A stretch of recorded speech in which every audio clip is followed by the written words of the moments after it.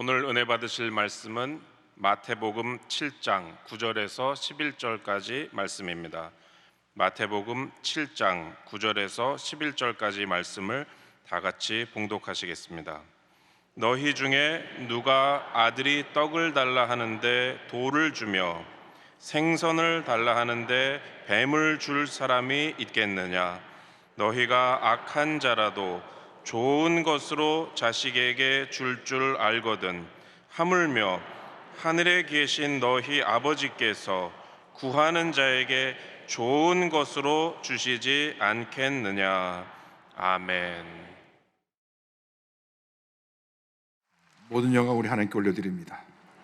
할렐루야.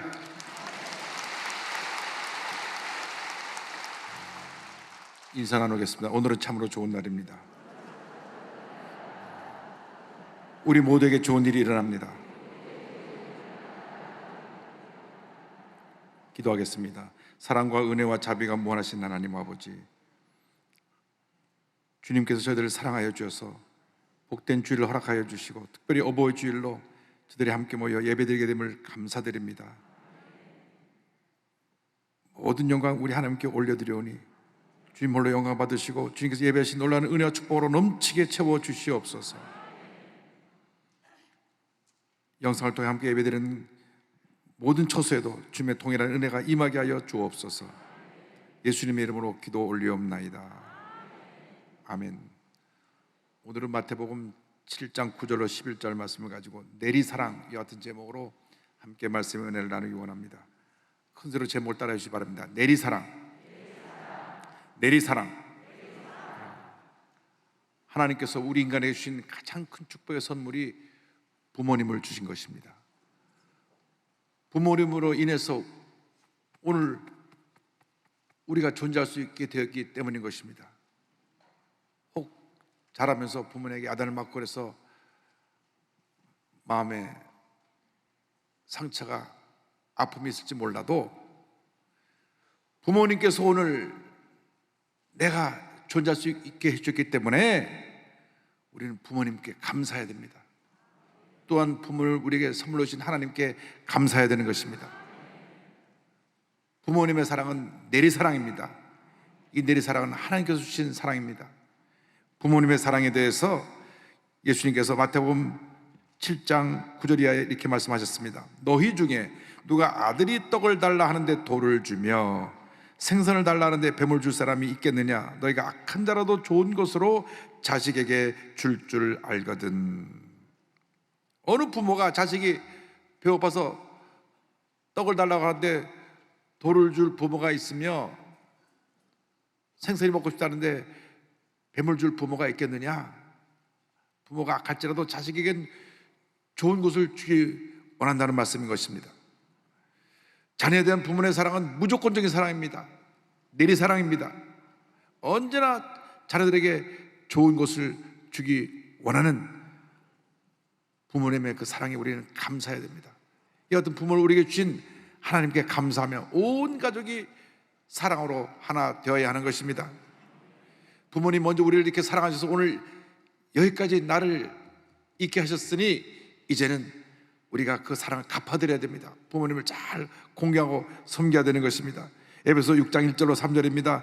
자녀들아 주 안에서 너희 부모에게 순종하라. 이것이 옳으니라. 내 아버지와 어머니를 공경하라. 이것이 약속이 있는 첫 계명이니 이로써 내가 잘되고 땅에서 장수하리라. 자녀들은 주님 안에서 부모에게 순종해야 되는 것입니다. 그것이 바로 옳은 일이라고 성경은 말씀합니다. 하나님께서 우리에게 10계명을 주실 때에 1계명부터 4계명까지는 하나님께 대한 계명이고 5계명부터 10계명까지는 사람에 대한 계명인데 사람에 대한 계명 첫 번째 계명이 바로 부모님을 공경하는 것입니다. 출애굽기 20장 12절입니다. 내 부모를 공경하라. 그리하면 내 하나님 야훼가 내가 준 땅에서 내 생명이 길리라. 부모님을 공경할 때 잘되고 장수하는 복을 받게 되는 것입니다. 부모님을 공경하고 온 가족이 주님의 사랑을 하늘 때 하나님의 은혜가 가정에 임하고 자녀에게 임하고 그 삶 가운데 넘쳐나게 되는 것입니다. 우리가 부모님의 사랑에 감사해야 되고 둘째로는 이 같은 사랑을 주신 하나님의 사랑에 감사해야 되는 것입니다. 마태복음 7장 11절에 이와 같이 말씀합니다. 하물며 하늘에 계신 너희 아버지께서 구하는 자에게 좋은 것으로 주시지 않겠느냐. 하나님께서 부모를 우리에게 선물로 주시고 자녀를 무조건 사랑하게 하셨는데 그 사랑은 하나님께로부터 온 것입니다. 하나님께서 우리를 그렇게 사랑하셨습니다. 우리가 사랑을 받을 만한 자격이 없는데도 무조건적으로 하나님 먼저 우리를 사랑하신 것입니다. 로마서 5장 8절입니다. 우리가 아직 죄인 되었을 때 그리스도께서 우리를 위하여 죽으심으로 하나님께서 우리에 대한 자기의 사랑을 확증하셨느니라. 우리가 죄인 되었을 때 구원받을 만한 아무런 자격이 없을 그때에 하나님 일방적으로 우리를 택하신 것입니다. 우리는 죄덩어리였습니다. 죄 가운데 태어나서 죄 가운데 살다가 죄 가운데 죽어갈 수밖에 없는 운명이었는데 웬일인지 하나님이 우리를 택하여 구원하여 주시고 하나님의 자녀를 삼아 주신 것입니다. 요한일서 4장 10절을 말씀합니다. 사랑은 여기 있으니 우리가 하나님을 사랑한 것이 아니요 하나님이 우리를 사랑하사 우리 죄를 속하기 위하여 화목제물로 그 아들을 보내셨습니다. 하나님이 먼저 우리를 사랑하셔서 우리 죄를 사하기 위하여 예수님을 이 땅에 보내셔서 십자가에서 우리의 모든 죄를 짊어지고 돌아가게 하셨습니다. 이것이 하나님의 사랑입니다. 이 놀라운 하나님의 사랑에 감사하며 하나님 영광에 살아가는 우리 모두가 되어야 하는 것입니다. 하나님은 사랑이십니다. 요한일서 4장 16절입니다. 하나님이 우리를 사랑하시는 사랑을 우리가 알고 믿었노니 하나님은 사랑이시라. 하나님은 사랑 안에 거하는 자는 하나님 안에 거하고 하나님도 그의 안에 거하시느니라. 하나님의 사랑 안에 거하는 여러분 모두가 되기를 바랍니다. 우리가 주님의 사랑 안에 거할 때 하나님의 은혜가 임하게 되는 것입니다. 하나님의 사랑이 없이는 우리는 하루 한 시간도 살아갈 수가 없습니다. 주님이 우리를 사랑하셨고 지금도 우리를 사랑하시고 앞으로도 우리를 사랑하실 것이기 때문에 늘 하나님의 사랑에 감동되어 살아가는 우리 모두가 되어야 합니다. 온 세상 사람들이 여러분을 버리고 떠나도 하나님은 절대로 여러분을 떠나지 아니하십니다. 여러분을 사랑하시고 함께하시고 인도하시고 복주시며 은혜로 풍성하게 우리의 삶 가운데 역사하시는 것입니다. 그러므로 우리는 인생 살아가는 동안 주님의 은혜 감사하여 사랑의 공동체를 이루어야 될 것입니다.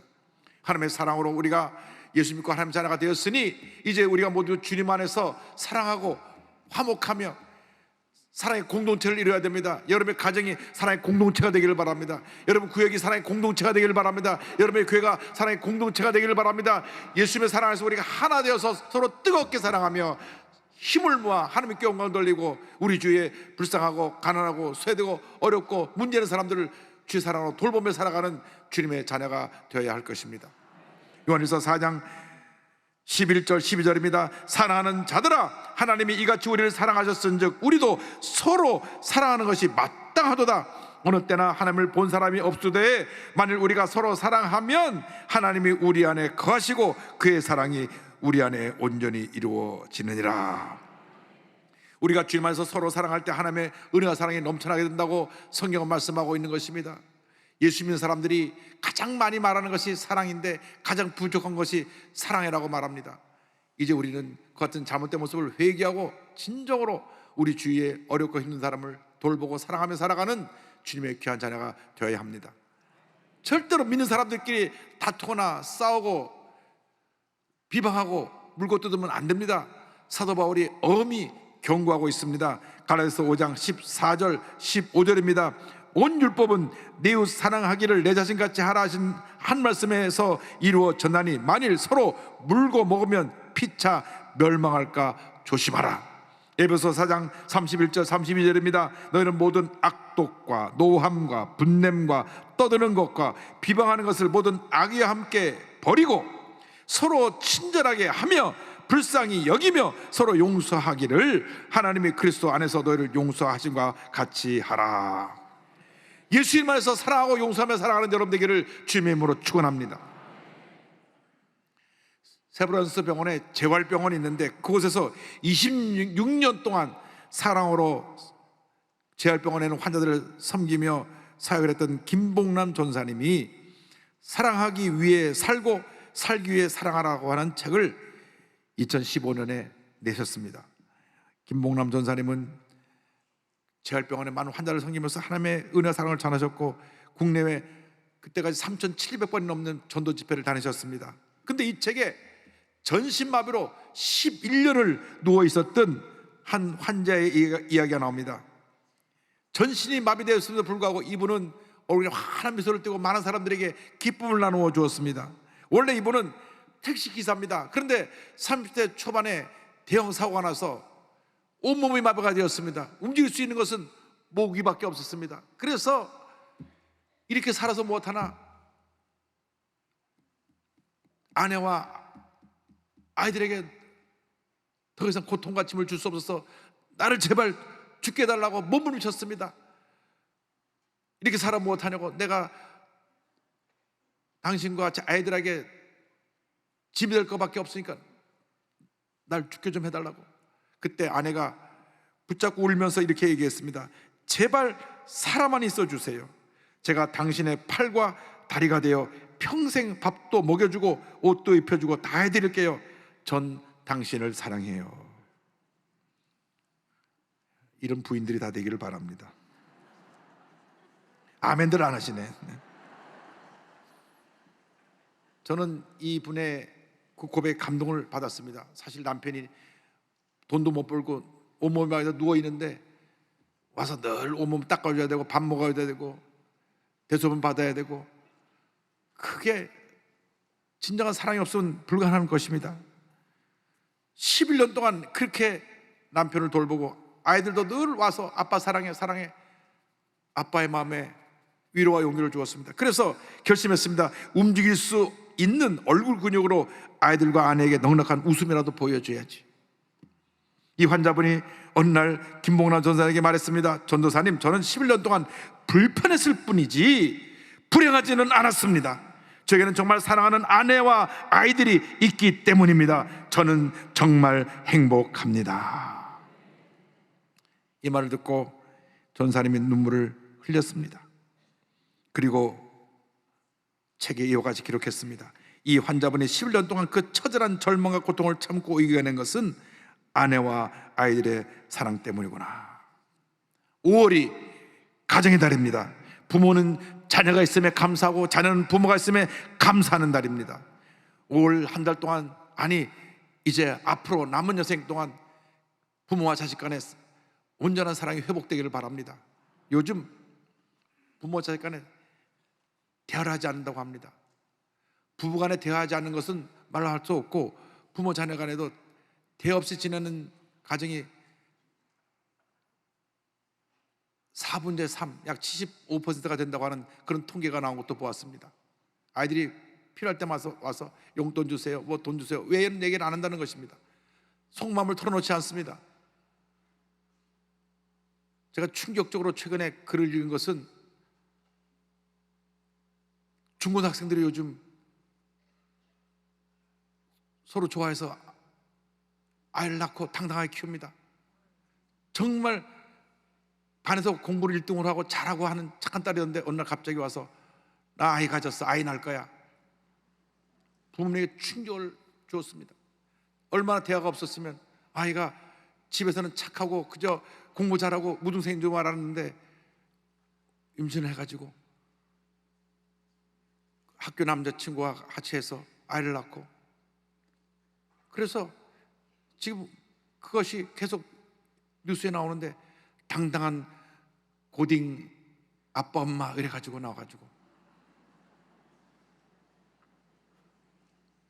그래도 아이를 낳고 기른다니까 감사하죠. 부모가 자식과의 얼마나 대화가 없었으면 그렇게 되었을까 반성해야 됩니다. 부모는 자식이 뭐라고 있는지 자식과 소통해야 되고, 자식은 부모님의 건강도 챙기고 필요한 것이 무엇인지를 살펴보아야 하는 것입니다. 부모님께 감사하고 외식도 하고 또 용돈도 자주 드리고, 자식이 많은데 밤낮 자식들이 홍삼만 갖다 싸놔가지고, 그래서 무엇이 필요한 거 양키 뒤져보니까 용돈이 1위입니다. 1위. 그러니까 부모님 필요한 것 좀 다 챙겨드리고, 특별히 고령의 부모님 있으면 건강도 잘 살펴보아야 합니다. 부모는 자식들과 대화를 많이 나누고 그들이 가진 꿈을 이루도록 용기를 북돋아 주고 그들을 위해서 기도하시기 바랍니다. 부부간의 대화와 사랑을 회복하게 되기를 바랍니다. 두 번 말한대요.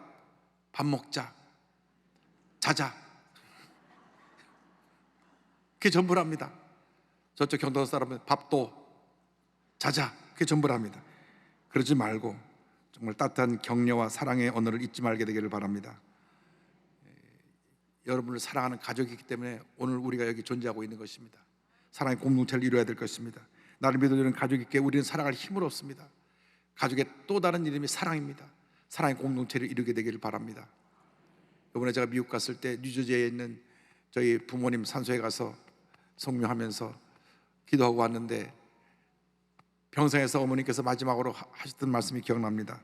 예수님 증거하며 살다가 천국에서 만나자. 예수님 증거하며 살다가 천국에서 만나자.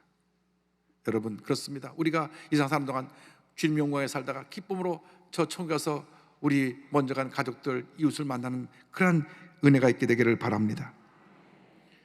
부모님의 사랑에 감사하고 하나님의 사랑에 감사하는 삶을 살아야 할 것입니다. 엘리자베트 페이슨 프렌티스라고 하는 분이 있습니다. 1818년 미국 메인주 포틀랜드 태어났는데 27살에 조지 루이스 프렌티스 목사님과 결혼을 했습니다. 선천적으로 워낙 병약해서 늘 침상에 누워있는 적이 많았습니다. 근데 하나님께서 그에게 글 쓰는 재주를 주셔서 많은 글을 통해서 사람들에게 감동을 주었습니다. 시를 많이 썼습니다. 그런데 결혼한 지 11년째 되는 해에 유행하던 전염병으로 두 자녀를 잃었습니다. 너무나 견디기 힘든 시련이었습니다. 본인이 아파서 누워있는 건 그릇은 어떻게든지 견뎌냈는데 사랑하는 두 자녀를 잃고 나서 큰 절망과 슬픔에 빠졌을 때 남편 목사님이 와서 이렇게 말했습니다. 아이들이 하나님 품에 먼저 안기었으니 감사해야 하오. 이번에 오랫동안 설교를 통해 믿음으로 살라고 가르쳤던 바를 실상 안에서 나타낼 좋은 기회가 되었구려. 하나님을 사랑하고 사랑하면, 감사하면 할수록 우리에게 능력이 생기는 기적이 일어난다오. 하지만 우리가 하나님을 더 사랑하고 덜 감사하면 그만큼 손해가 나는 것이라오. 여보, 말씀과 믿음으로 새롭게 일어납시다. 하나님을 사랑하고 감사하면 감사할수록 큰 은혜가 임하고, 하나님을 덜 사랑하고 감사하지 않으면 하나님의 은혜와 축복이 우리에게 멀어진다고 하는 것입니다. 그 말을 듣고 다시 용기를 내어서 이제 하나님 영광 위에서 주님의 사랑을 실천하며 살겠습니다 하는 마음으로 시를 썼습니다. 한때는 세상의 기쁨만 구했습니다. 하지만 그곳에는 평안과 쉼이 없었습니다. 이제는 주님만 바라봅니다. 오직 주님만이 기쁨이고 참된 평안입니다. 가장 선한 것을 주시옵고 바로 이것이 나의 기도가 되게 하소서. 이 찬송의 곡조와 가사를 붙인 것이 찬송가 314장입니다. 내 구주 예수를 더욱 사랑, 엎드려 비는 말 들으소서. 내 진정 소원이 내 구주 예수를 더욱 사랑, 더욱 사랑. 이전엔 세상 난 기뻤어도 지금 내 기쁨은 오직 예수. 다만 내 비는 말 내 구주 예수를 더욱 사랑, 더욱 사랑. 이 세상 떠날 때 찬양하고 숨쉴 때 하는 말 이것일세. 다만 내 빚는 말 내 구주 예수를 더욱 사랑, 더욱 사랑.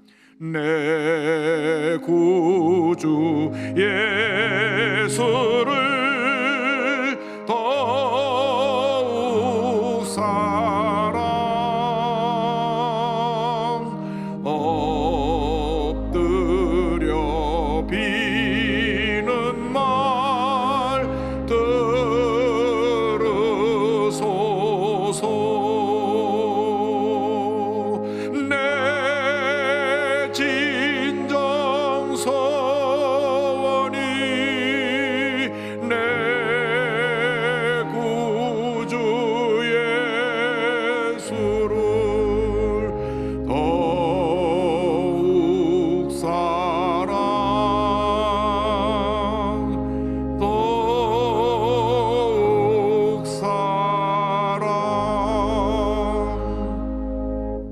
부모님이 살아계시면 부모님을 정말 천국 가실 때까지 잘 섬기시기 바랍니다.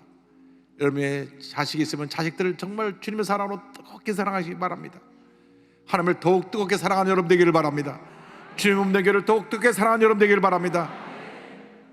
그리고 사랑을 실천하며 하나님 영광 돌리며 살아가는 여러분 모두가 되시기를 주님의 이름으로 축원합니다. 기도하겠습니다. 사랑과 은혜와 자비가 무한하신 하나님 아버지, 우리가 사랑하면서 사랑이 부족했습니다. 오늘 이후로 남은 여생 사랑하며 사랑을 받으며 하나님 영광에 살아가는 저희 모두가 되게 하여 주시옵소서. 예수님의 이름으로 기도 올리옵나이다. 아멘.